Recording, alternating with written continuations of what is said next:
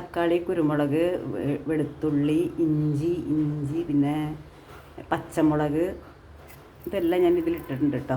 പിന്നെ ഇത്തിരി തേങ്ങ ഇട്ടിട്ടുണ്ട്. ഇനി നമുക്കിതിൽ ഗരം മസാല ഇടണം. പിന്നെ എന്താ ഇടണ്ടേ, വെളുത്തുള്ളി ഇട്ടിട്ടുണ്ട് കേട്ടോ. വെളുത്തുള്ളി ഇഞ്ചിയൊക്കെ ഇട്ടിട്ടുണ്ട്. പിന്നെ ഗരം മസാല ഇടണം, പെരുംജീരകം ഇടണം. ഇത്രയും കൂടി ഇട്ടാൽ മതി. അപ്പം ഞാനിനി ഇടാൻ പോണത് ഇത്തിരി ചെറിയ ഉള്ളി കേട്ടോ. ചെറിയ ഉള്ളി കഴുകി വെച്ചതാണ്. അപ്പോൾ ഇത് അതിലേക്ക് ഇട്ടു. എന്നിട്ട് ഇതൊക്കെ കൂടി തക്കാളി ഇട്ടിട്ടുണ്ട്. ഇതൊക്കെ കൂടി നമ്മൾ നന്നായിട്ട് പേസ്റ്റ് പോലെ അരച്ചെടുക്കണം. അരച്ച മിശ്രിതം ഞാനിതായി ഇതിലേക്ക് ഇട്ടിട്ടുണ്ട് കേട്ടോ. ഇതിലേക്ക് ഇട്ടിട്ടുണ്ട്. നന്നായിട്ട് നമ്മൾ യോജിപ്പിച്ചിട്ട് ഒരു അരമണിക്കൂർ മുതൽ 1 മണിക്കൂർ വരെ നമുക്കിതിങ്ങനെ റെസ്റ്റ് ചെയ്യാൻ വയ്ക്കുക. അപ്പോഴേക്കും ഇതിലേക്ക് നന്നായിട്ട് ഇതൊക്കെ പിടിച്ച് വരും. പിന്നെ നമ്മൾ ചെയ്യേണ്ടത്, ഞാൻ ഒരു അരമുറിയുടെ തേങ്ങാപ്പാൽ എടുത്തിട്ടുണ്ട് കേട്ടോ.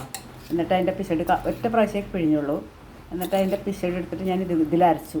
അപ്പോൾ അത്തിരി നമുക്ക് ഇത്തിരി കൂടി കുറുകിയ ചാറും കിട്ടും, ഇത്തിരി കൂടി മസാലയും കിട്ടും. അപ്പോൾ ചോറിലേക്കൊക്കെ വേണമെങ്കിൽ നമുക്ക് മസാല വേണ്ടേ. അല്ലാതെ ഇതിൽ വെള്ളമൊന്നും ഒഴിക്കുന്നില്ല. വെള്ളം ഒഴിക്കാതെ ആ തേങ്ങാപ്പാലിൽ നിന്ന് വരുന്ന വെളിച്ചെണ്ണ കൊണ്ട് ആണ് ഇത് വേവുക. ഇതിൽ തേങ്ങാപ്പാൽ ഞാനിത് കുറുകിയ നല്ല തേങ്ങാപ്പാലാണ് എടുത്തത്. 2ാം പാലൊന്നും എടുത്തിട്ടില്ല.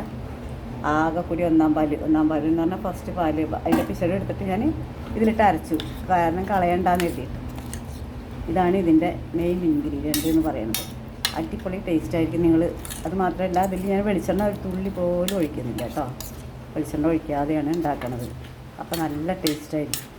നിങ്ങൾ ഇതേപോലെ ഒന്ന് ചെയ്ത് നോക്കുക കേട്ടോ. എന്തായാലും ഇഷ്ടപ്പെടാതിരിക്കില്ല. അപ്പോൾ ഞാനിത് ഇനി അരമണിക്കൂർ കഴിഞ്ഞിട്ട് ഞാനിത് ഗ്യാസിൽ വെക്കാൻ പോവുക കേട്ടോ. ഗ്യാസ് കത്തിച്ചിട്ട് ആദ്യം ഹൈ ഫ്ലെയിമിൽ വെക്കുക. അത് കഴിഞ്ഞിട്ട് നമുക്ക് മീഡിയം ഫ്ലെയിമിൽ വെച്ചിട്ട് ഇളക്കിയിട്ട് വേണം അത് ഉണ്ടാക്കിയെടുക്കാൻ. അപ്പോൾ ഇത് നല്ല അടിപൊളിയായിട്ട് വെള്ളം വറ്റിക്കൊണ്ടിരിക്കുകയാണ്. വെള്ളം ഒഴിച്ചിട്ടില്ല, നമ്മൾ ഒരു തുള്ളി വെള്ളം പോലും ഒഴിച്ചിട്ടില്ല കേട്ടോ. തേങ്ങാപ്പാൽ മാത്രമേ ഒഴിച്ചിട്ടുള്ളൂ. പിന്നെ ചിക്കനിൽ നിന്ന് ഇറങ്ങി വന്ന വെള്ളമാണിത് കേട്ടോ. അടിപൊളി ടേസ്റ്റാണ്. നിങ്ങളിതുപോലെ ഉണ്ടാക്കി നോക്കണം. ചപ്പാത്തി, ഇടിയപ്പം, അപ്പം, നമുക്ക് എന്തിൻ്റെ കൂടെ വേണമെങ്കിലും ഇത് അടിപൊളി ടേസ്റ്റായിരിക്കും കേട്ടോ. ഞാനിതൊന്നും കൂടി വറ്റിയാൽ മതി. നമുക്കിത് ഗ്രേവി വേണമെന്നുണ്ടെങ്കിൽ ഇത്രയും മതി. അതല്ലാന്നുണ്ടെങ്കിൽ ഇത്തിരി കൂടി ഡ്രൈ ആക്കണമെങ്കിൽ ആക്കാം. എങ്ങനെയായാലും നമ്മൾ ഇതിൽ തുള്ളി വെളിച്ചെണ്ണ പോലും ഒഴിച്ചിട്ടില്ല കേട്ടോ. വെളിച്ചെണ്ണയല്ല, ഒരു ഓയിലും ഒഴിച്ചിട്ടില്ല, തേങ്ങാപ്പാലും മാത്രം. പിന്നെ ഇത് നല്ലോണം ഡ്രൈ ആയി വരുമ്പോൾ വെളിച്ചെണ്ണ ഇങ്ങനെ കിഞ്ഞിങ്ങനെ വരുന്നത് കാണാൻ പറ്റും കേട്ടോ. അത്രയും ടേസ്റ്റാണിത്. അടിപൊളി ടേസ്റ്റാണ്. ബട്ടർ ചിക്കൻ്റെ അതേ ഒരു മോഡൽ തന്നെയാണിത്.